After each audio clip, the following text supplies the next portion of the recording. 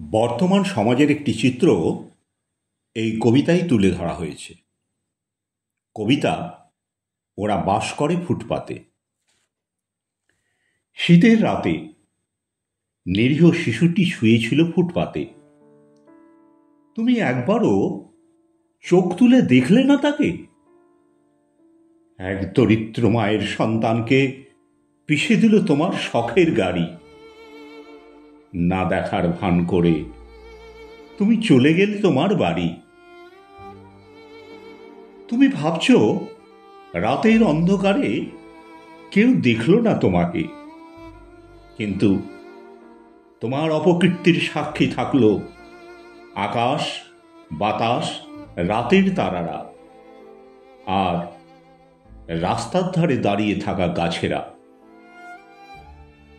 তুমি বলছো সে শুয়েছিল পথে, আর এসব হাভাতার দল মরার জন্যেই আসে পৃথিবীতে।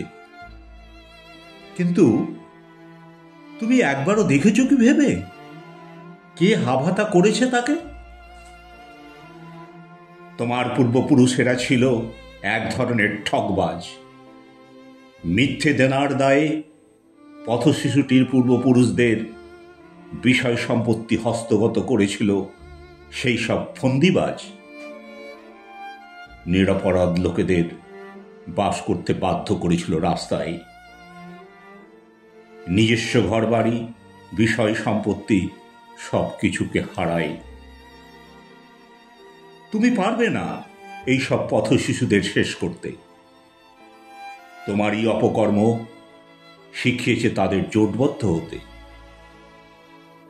তোমার বিরুদ্ধে যখন রুখে দাঁড়াবে তারা, তুমি তখন হয়ে পড়বে দিশেহারা। পাগলা কুকুরের মতো তোমাকে ছিঁড়ে খাবে যখন, তোমার ঘরবাড়ি, বিষয় সম্পত্তি সবই পড়ে থাকবে তখন। আকাশ, বাতাস, রাতের তারারা যখন তোমাকে দেখে হাসবে, তোমার এই অহংকার তখন কোথায় থাকবে? কলমে ও কণ্ঠে রবীন্দ্রনাথ সরকার।